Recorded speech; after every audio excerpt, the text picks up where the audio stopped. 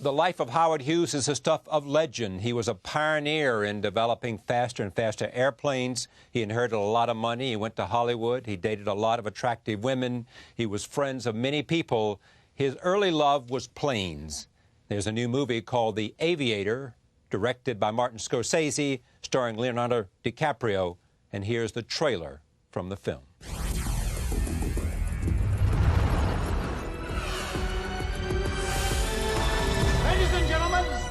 Hughes. I care very much about aviation. Fastest man on the planet. Oh, marvelous. He saw the future. I'm not gonna believe this. Howard Hughes has bought TWA. Let's build a plane that flies above the weather. Across the country, across the world. If you do that, you could lose everything. Well, I won't. He lived the dream. Welcome to Hollywood. I feel like a little adventure, Miss Hepburn. Do your worst, Mr. Hughes. I have heard some disquieting rumors about Mr. Hughes.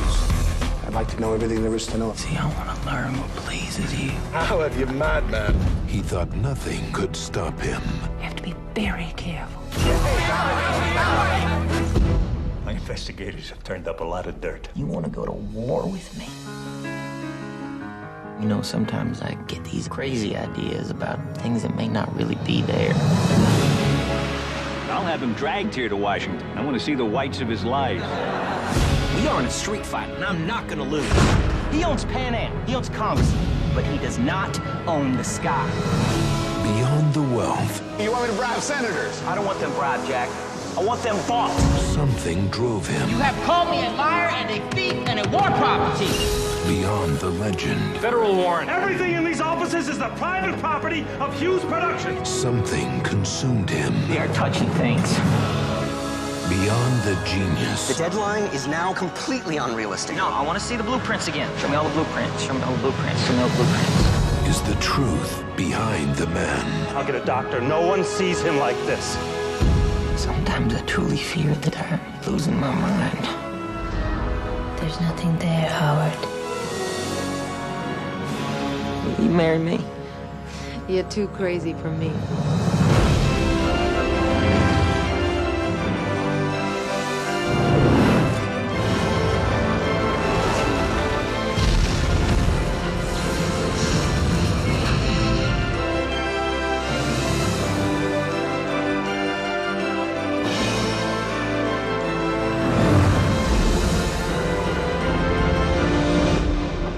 She'll go faster. The Aviator. Joining me now is the film's director, Martin Scorsese, and one of the stars, Cate Blanchett. She plays another famous Kate in the film, Katharine Hepburn. I am pleased to have them back at this table to talk about a film and a man who inspired a film. Welcome. Great to see you. Good to be here. Yeah. How did this come to you? Well, I was finishing Gangs of New York. I was still in the editing process and looking for another picture because Gangs had been such a project of hauling in for 25 years or so, right. And I wanted something fresh and new that I hadn't, was not generated from me in a way. Right. And suddenly my manager, who happens to be Leo DiCaprio's manager too, says, I have something for you. I'm not going to tell you what it is.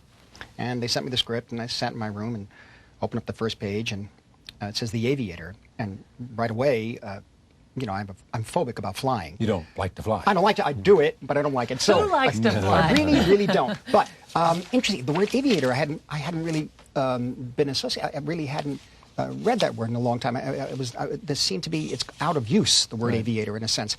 Turn the page and start reading, and quite honestly, by the 12th page, I realized it's Howard Hughes shooting Hell's Angels, a picture which I like a lot and somewhat obsessed with. And first I got nervous, so it's Howard Hughes. I said, I know all these other projects about Howard Hughes have been going around for years, and Warren Beatty had one, and he's such an extraordinary filmmaker. Reds was so unique in its narrative, new way of telling a story, that, you know, is something I should not get involved with here. But as I read, it revealed a Howard Hughes that I was not aware of, really. I grew up I was born in 42, so I grew up in the late 40s, early 50s. I saw Howard Hughes' name on RKO Radio Pictures Presents, you know, and these very strange films that were made while he was the head of the studio. And then I just heard about him as a recluse and an eccentric, sort of and Las very, Vegas very rich years, man. yeah. The Las Vegas years, Desert Inn, and a man who had his hand seemingly into everything, kind of a shadowy figure, which was interesting to me. But there was so much talk in the 70s about doing films on him that I kind of pulled myself out. I didn't want to get too much into it. But what I didn't know was about the Howard Hughes as the young visionary, in a way, the idea of the aviator, which, as you say, today would be what, an astronaut, in a sense. You know, the Charles Lindbergh period, Amelia Earhart, Wiley Post, people like that. The aviator is a romantic figure, even in Jean Renoir's The Rules of the Game. The aviator is a romantic figure. So all of this I really I didn't know about very much, and I was also taken by how he. I was not aware completely of how he built planes and what he did in shaping aviation as we now know it, and as we take it for granted today. And how brilliant his conception of the different planes was. Absolutely, and absolutely. his belief in what was possible. Yeah, and I'm obsessed with speed.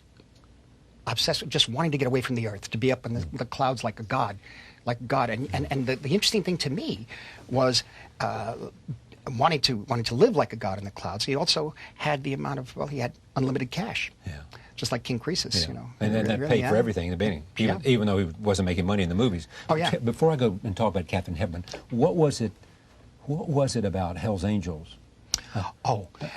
Two things about Hell's Angels. Was it Hell's Angels? Hell's Angels and Scarface, two films that were, my father, who used to love movies, as he was a working class guy at Garment District, and he took me to see a double bill of Public Enemy and Little Caesar in 1952. It was double re-release. And I fell in love with Public Enemy, the strongest, toughest gangster film ever made. William Wellman directed that.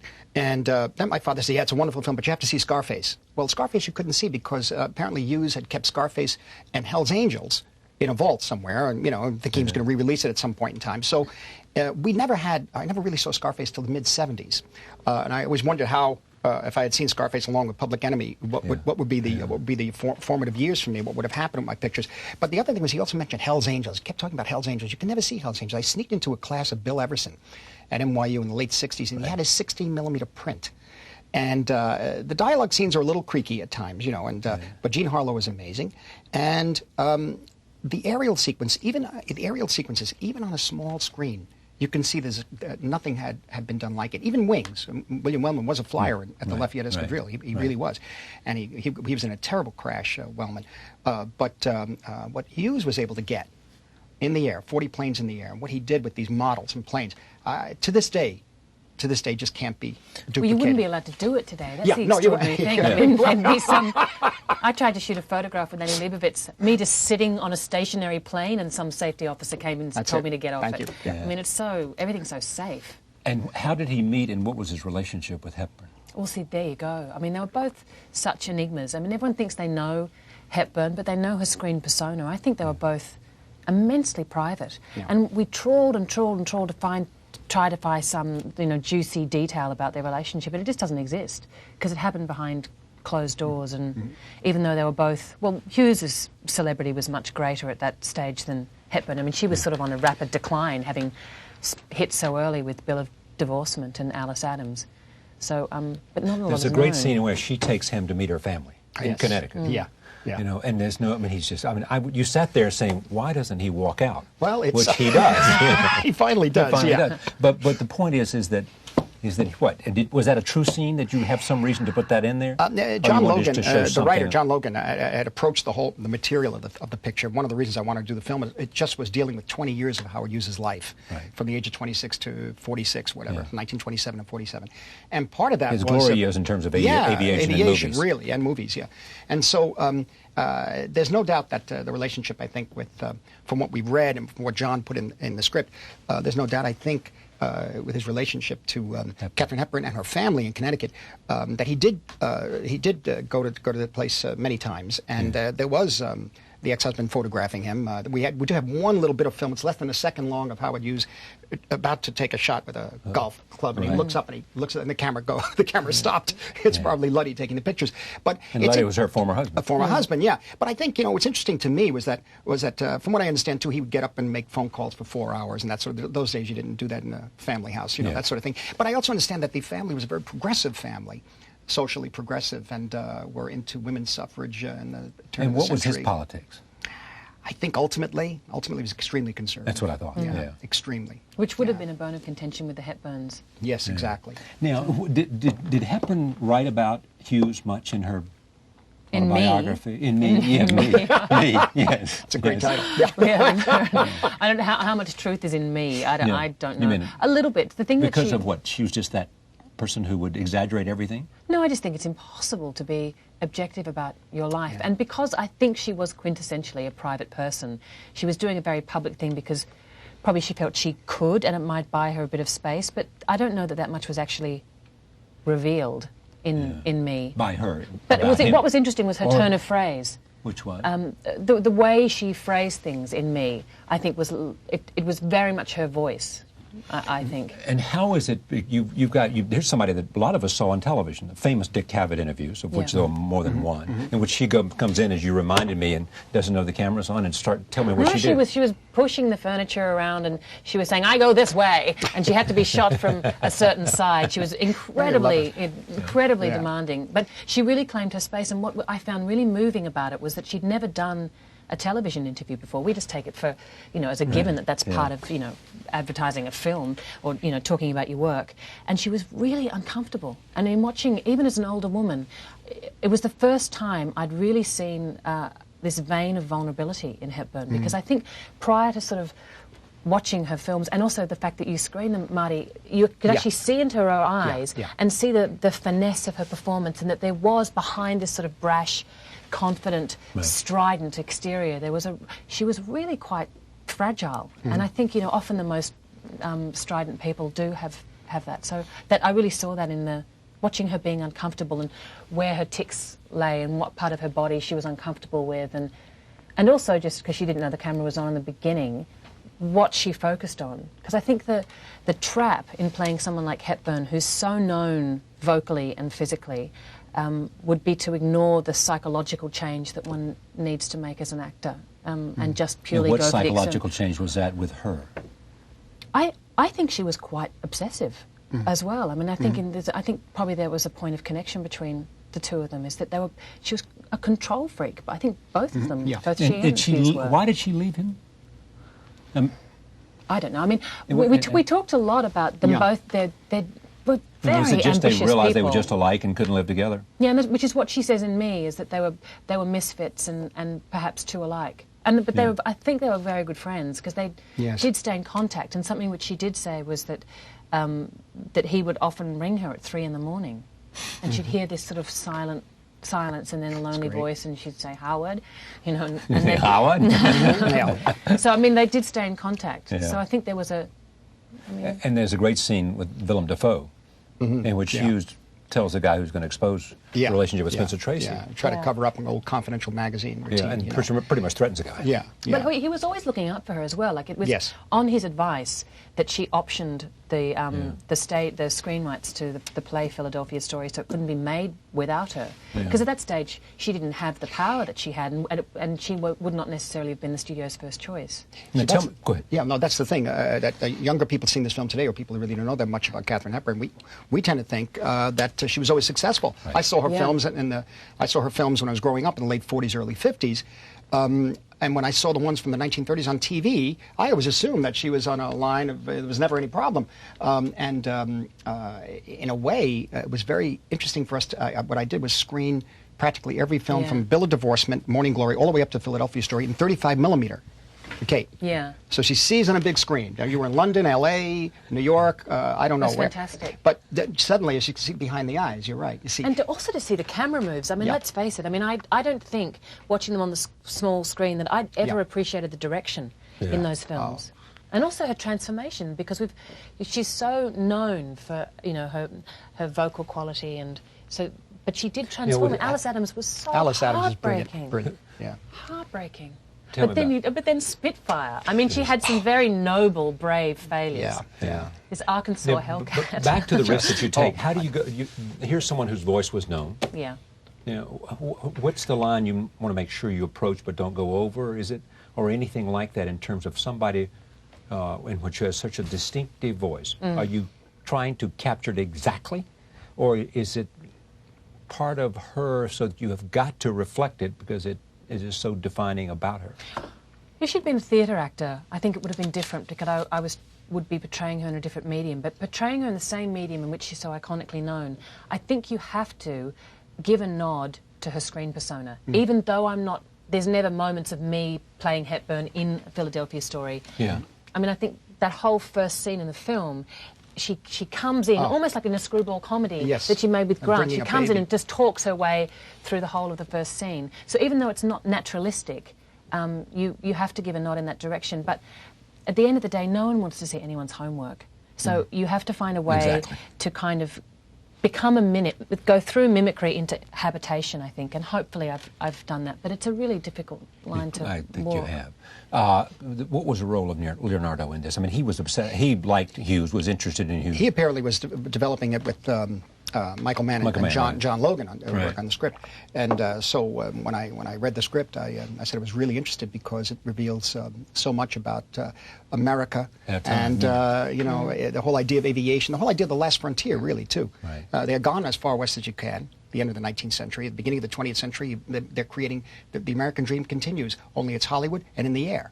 Yeah. You know, the beginning of the continuation of the empire. You know, it's going to go. And I found that fascinating. And I also found the seeds of destruction in him, his own genes, in a sense, interesting. Coming from his mother? Apparently. I mean, apparently it's not what is called obsessional compulsive disorder or something. And apparently some people say it came from the mother's side and that sort of thing. It's not his fault. It happens to be there, you know, but he has to deal with it, and that's a price he has to pay. And did he recognize it?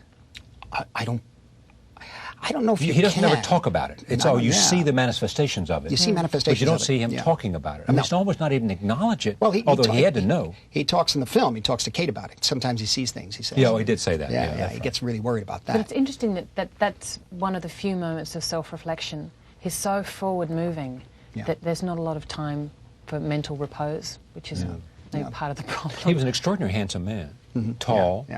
You saw that. I mean, I saw today a short biography of him. You know, and when going down the ticker tape parade after he set the record, I mean, extraordinary. Was he 6'5"? How tall was he? Yeah, I think about 6'5". Yeah, that's 6'5". Yeah. No, and I think Leo carries it off beautifully in the Hell's Angels premiere. He's standing there in that in the tails and gleaming eyes, and you know, and he ages 20 years. And by the time that airplane crash in 1946, 47 in Beverly Hills, I couldn't believe he survived. He survived it. Yeah, they worked it out. And how was he? But it affected him for the rest of his life. Yes. Yeah. And what happened there, other than the fact that he was terribly injured and had trouble walking and everything I think ultimately, what happened was, of course, you have to realize that was the fourth plane crash he had had. Yeah. That was the fourth, and there was a lot of damage to frontal lobe. One in the beat plant. Yeah, and there was another one on Hell's Angels, where it's referred to in the film. The beginning of the film says, "You can't do that, Howard. You can't take that plane and dive like that." He said, "It can be done. It can be done." In reality, he said, "I'll show you." And he got on the plane, and it hit the ground. He got out, and he said, "You're right. It can't be done." And there was one other plane crash in Lake Mead, which was a very dangerous one. 2 people lost in that, and I think the frontal lobe injury. Really added to it. I would think. I'm not a doctor, but I would. But is that part of the story? I mean, the part of the fact that we assume about Howard Hughes that he had frontal lobe injury? I mean, I would think certainly from that plane crash too. I mean, literally hitting his head against the canopy. But are there a lot of people around? I mean, Terry Moore is alive. Yes, yeah, we just saw her in Los Angeles. Jean Peters is. She's gone now, I think. She's gone. Yeah. So you could talk to these people about what he was like. Yes, that's. And what did they inform you about? I mean, what did they tell you? Well, I mean, Terry was very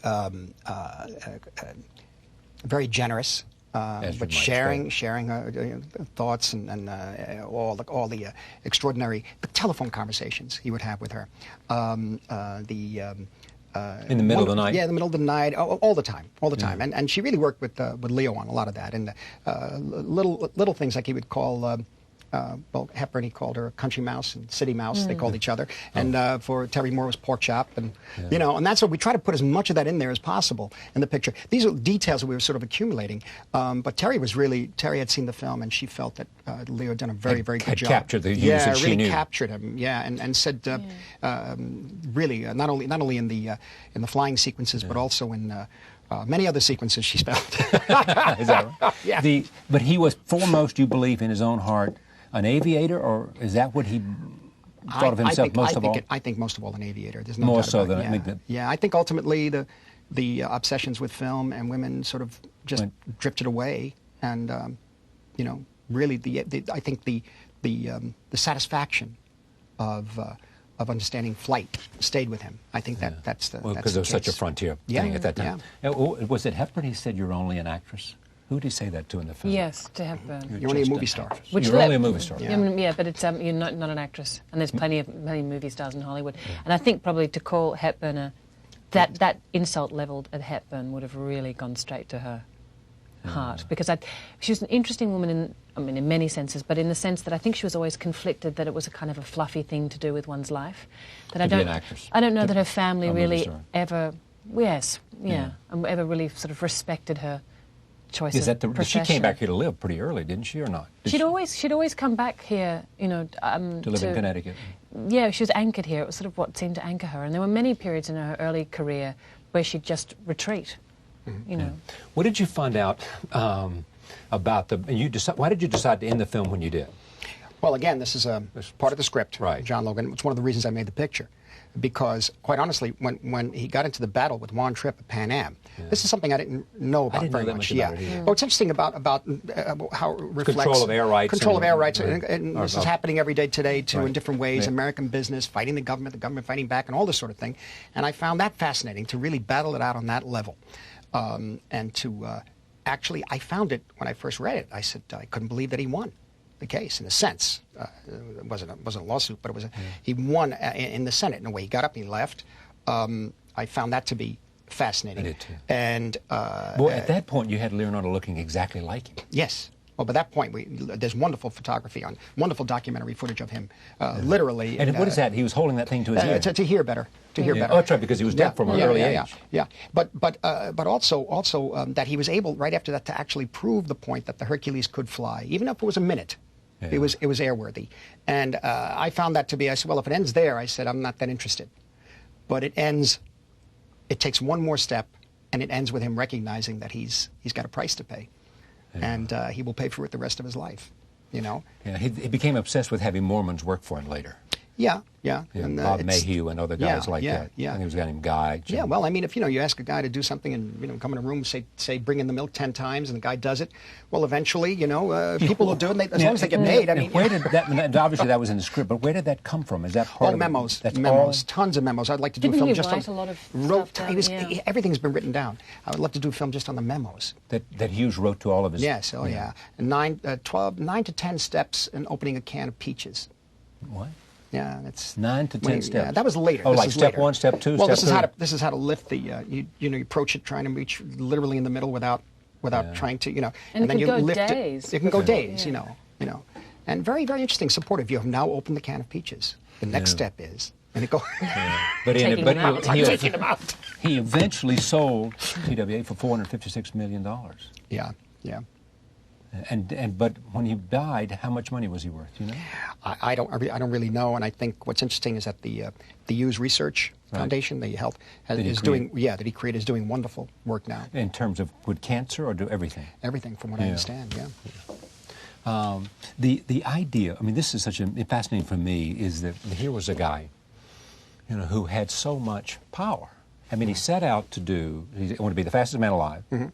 That's right. He wrote those things down. Small ambitions. Yeah. fastest man, richest man, and there was something about Hollywood or women. Make the biggest movies. Make the biggest movies that he ever made. Was he any good as a movie maker? I think he was. Because the whole Jane Russell stuff is just. The Outlaw doesn't. I don't know if the Outlaw itself holds up. It sounds like marketing more than anything else. Yeah, marketing, but also provocation. And also he was sort of like the Outlaw of Hollywood. I mean, when he did Hell's Angels. My father talked about it, and one of the reasons I wanted to see it, both Hell's Angels and Scarface were films maudits, films that were spoken about as if he got away with something really difficult. And the sexuality in the scenes with Jean Harlow in Hell's Angels were the first time like that on the screen, really. And particularly Scarface may be the movie that finally brought the code down in Hollywood. Yeah. The idea of equating Tony Montana and his sister with the Borgias. Incestuous relationship. The violence in the film is extraordinary. Beautifully directed by Howard Hawks, by the way. Glossy film, beautiful, gorgeous looking. And I mean, the violence. When we looked at it the first time in the mid-'70s, we're looking at this picture, and we felt that it's terribly violent. Yet we kind of liked these characters, George Raft and Muni and everybody running around, and just for that very reason. the censor board would say, these are people you shouldn't emulate. And we had a similar thing later on in my own pictures in Goodfellas and that sort of thing, where people kind of enjoyed these characters. And I said, yeah, but if you watch the last hour of the picture, they pay for it. Yeah. And so does Tony Montana. But he really pushed the edge that way, and I think he was, in a sense, like the outlaw of Hollywood.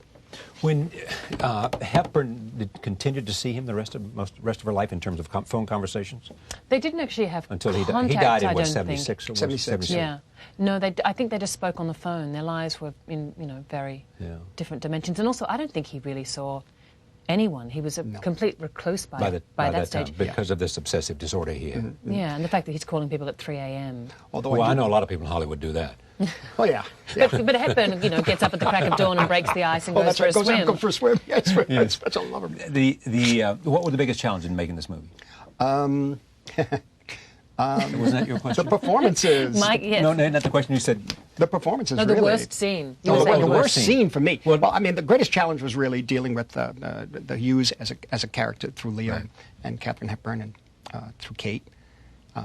And Cate Beckinsale is Ava Gardner. This was rather difficult, because of that the very thing. And I love the way Ava Gardner handled him, though. I mean, I mean, she was like a guy with him. She just basically, I'm not going to take anything from you. And she was that way with Sinatra too. Yeah, apparently, and that's one of the things. That's what I thought was so great what John did in the script, because he was with so many women. The only thing he could do is really concentrate on one, and that was Katharine Hepburn. Faith Domergue, Kelly Garner plays her. She is sort of the young woman that he's going to create. And then Ava Gardner won't take anything from him, in a way. So it's really the one woman is Katharine Hepburn, and everything else resonates from that. Otherwise, you'd be making a 20-hour film about the different women. But it's great, because the structure of the screenplay, it makes those relationships incredibly reactive. Yeah. And there's so much potential in him in that relationship and at that point. And it's like there's a fork in the road, and then he just goes towards the darkness after that. So the relationship and even what you've done visually, it's so surreal by the end. Like suddenly you're inside Hughes's head. You know when he goes in and all the string and the strings, And so you think, is this real? Is it not real? Yeah. See, that is what I think would be the big challenge. I mean, how do he had to go ahead. But that's fun. That was the fun of it. Well, being creative about showing that. Yeah. The big challenge was, working with the actors and creating these personas with the actors, really they created in a way, and helping and shaping. Because you're dealing with real people. Yeah, you're dealing with real people, but like with Kate, once she's onto it, I mean, quite honestly, after 2 or 3 takes, I said, as a director, I said to myself, well, I have to say something. I have to say something. I mean, it's all good to me. She expects me to say something. Yeah, she expects me to say something, so but I'm going to ruin it if I say something. And I go over, and sure enough, I may say something. And if you really expect something, if he'd not said anything, you would have known you were doing it just perfect, and that was it, right? Oh, no, I would have been deeply paranoid. Was you really? Yeah. Oh, yeah. You were saying he either doesn't like me or something's wrong here, or else... No, it's just like one take, I think... So is it just, she would do is he one bored? take And I could hear him snoring. Yeah, she's good. She's good. Yeah, no, she's great. She's great. Yeah, I mean, really, it was quite something. But we didn't go too many takes, maybe 10, 12. Yeah. 14 the most, like in that scene with the, am I supposed to expect this after the marriage, that after the wedding, that scene. That's about it. We had a complicated Steadicam shot in there. But no, for me, the biggest, what was the most fun in terms of getting into the obsession. How does one detail the obsession? Exactly. What is the image of the insert? In other words, not just an insert. It's like this cup. Well, you can't take a shot of the cup. It'll be from my point of view. But if it's from my point of view, what is the emotional connection that this cup has to me? And I mean, but that really gets into the angle, that gets to the size of the frame. I mean, any director can tell you that, but I was thinking of it in editing terms, and literally, finally washing his hands and the whole thing, getting to the doorknob, and he can't touch the doorknob in the bathroom. Until he waits when somebody opens the door. Until he waits, yeah. But it's a matter of how the hand is shown, what's in the rest of the frame, an angle looking down. Onto his head, which is really an old Hitchcock trick, which is the old obsession angle, the old guilt angle. Yeah. It's called the guilt angle. Yes, it's the guilt angle. Yeah. And what's the psychology behind it? I don't know, but you could feel somebody's lying when you shoot them that way. If they go look at Hitchcock's Topaz. There's a scene where a guy is a famous scientist escapes from Eastern Bloc country to Washington, defects, and they're debriefing him in a house. And one of they're asking him some questions, and it's shot normally. He's answering, and then one guy says, "Did you ever hear the name Topaz?" And it cuts, and it's above, and he goes, "No, I haven't." He's lying. So the shot indicates he's lying. Yeah, absolutely. Yeah. I mean, it gives the audience may not know that, but they feel something is wrong. They feel something is off with the character. Here's my question for you: working with this guy, just think about what we just listened to. Put your fingers in your ears. Just listen to what we just said. I mean, this is a walking, talking encyclopedia of every movie that's ever been made. Well, you know, and a guy who... I think see, you know what is so... Mid-30s to... Mid-30s to... No, you're... 80, maybe. 80, yeah. really? You're unique, Not much after truly. 80? He really is unique, and my question is whether, I mean, if you're working with him, is there this constant dialogue about movies? And movies and the history of movies and movies that influence him and movies. Have you seen this? And that reminds me of this. There was a strange moment when we were doing the screening room sequence, and we were all talking. You and Leo and I were talking about something, and you said, close the door. And we were talking, and I realised that we'd been talking about films and the connection and in relation to the screening room, and spinning off in our conversation for about an hour. And then I realised Marty had actually trapped us and locked us inside a screening room in exactly the same way that Hughes had locked himself in the screening room. I thought, we could be here for a week.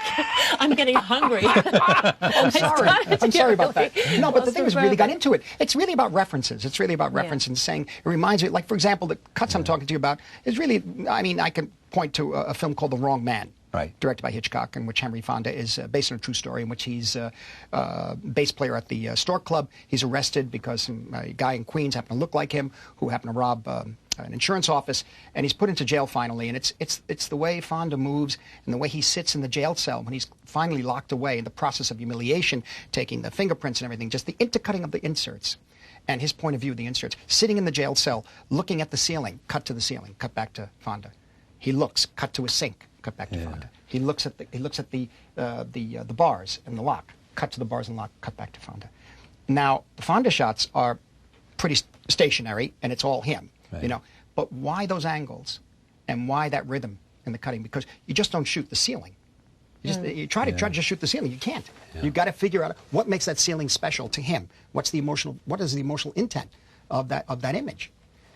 See, I also that's what, in answer to your question, that's what makes you remarkable. I think is that you process all these really specific observations, filter them through you, and they're not in any way dry. It's not some library of knowledge which, say, a few people might have. You filter them through, you make them specifically yours, and connect deeply and emotionally and psychologically with an audience, and also at the same time love actors. Yeah, I agree. There's a lot of directors who love film, but they don't necessarily like actors. These guys are. I couldn't resist showing them these films. Charlie, I actually showed to all the cast. I showed a 35mm print of His Girl Friday, which that was great. Which I mean, just rhythm alone, okay? Yes, just Cary Grant and Rosalind Russell. Come on.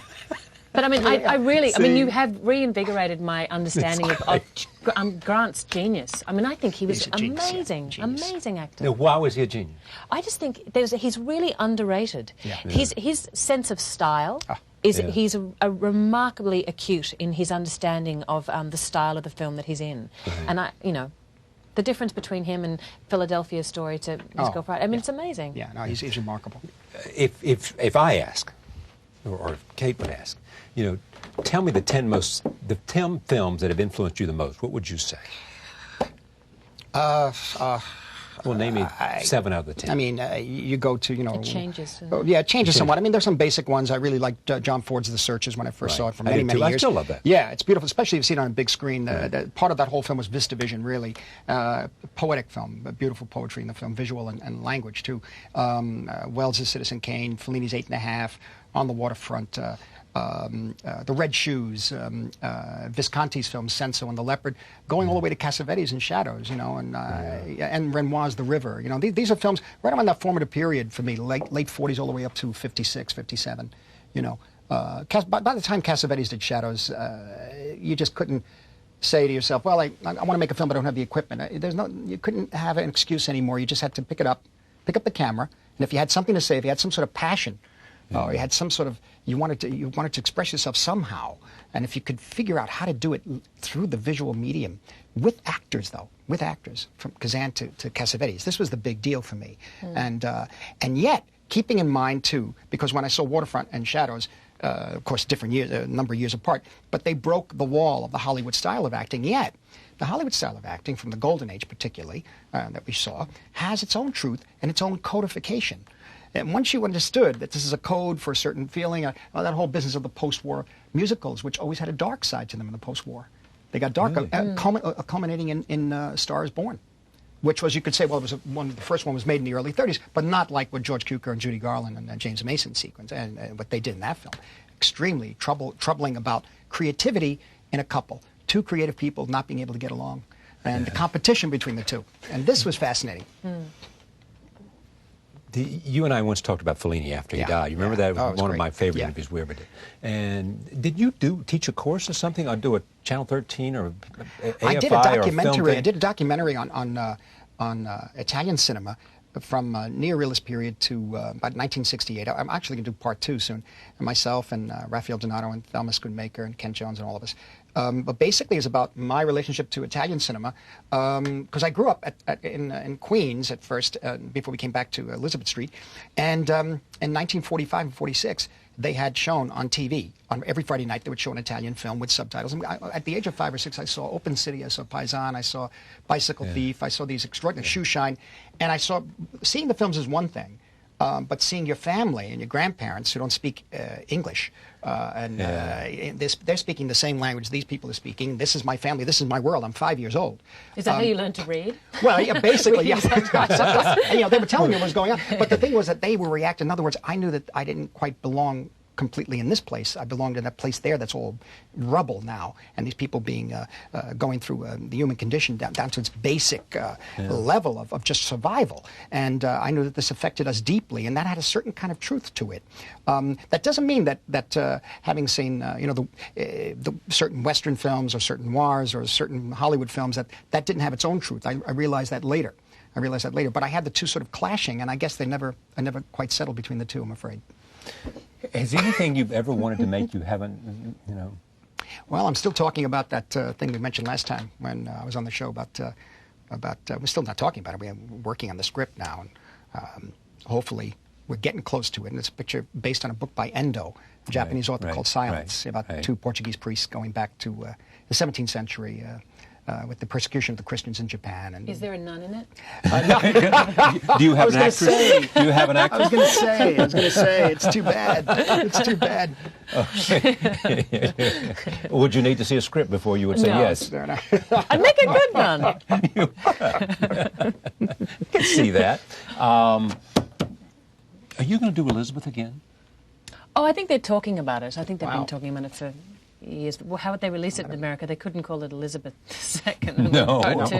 No, I mean, it's one of those things where if it was made, I think it should be about Raleigh and that Elizabeth, because I think where the Elizabeth that we made ended, it ended in such a still point dramatically that you'd have to, I don't think that she could be the central protagonist of the film. So it's a matter of trying to get the script right, and you don't want to make something again just because you can. It's like each of the Godfather films was made for a really integral reason unto itself. And I think that if you, not that Elizabeth is the Godfather, but I think it's really important to find the reason for making it. So whether they do or not, I don't know. Is she as fascinating a person as you? She's obviously. There's nobody more interesting than her, of all the characters you have done. I found, I think probably that. I mean, I found when I played Veronica Guerin, that was a... Yeah, Veronica Guerin was a journalist who was assassinated, right? Yeah, but, I mean, the challenge of playing Hepburn, even though she's not the, this film is not about her, the actual technical challenge of doing it, I think was probably the most difficult thing I've ever had to do, because having to break down the preconceptions and the expectations and the trying to find the sort of the balance of taste, really, frankly, so that it's not some sort of burlesque, has that fine line. It was a really delicate thing. Whereas Elizabeth, it was such a, I mean, there's so much to draw on, but we don't know her in the same way. We don't viscerally understand her in the same way that we think we understand Hepburn. Al was here the other night talking about Merchant of Venice. He was, for a guy who hardly ever does television, it was as brilliant a performance, a conversation on the part of the actor as I've ever seen. It was unbelievable. The whole He's been gripped by that, though. Yeah, he has. And maybe that's part of it. It was unbelievable, I mean, and we could have gone for another hour because of the fact that he got so that's great. Involved in it. Some have said about you that this may be the last, because you have small projects you want to do. Yeah. The last big budget movie I think, you do. it just turned into one of these, I mean, quite honestly, to say a difficult film to make. Yes, it was. I must say, though, we did it on schedule.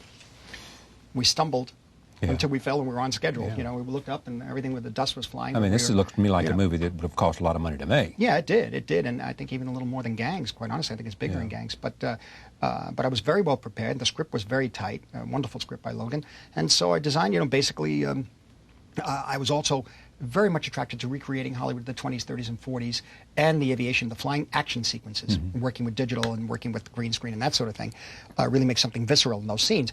And so, ultimately, though, I don't know how much further I could go with the size of this kind of budget, let's say, with characters or stories that have an edge to them that keeps me interested.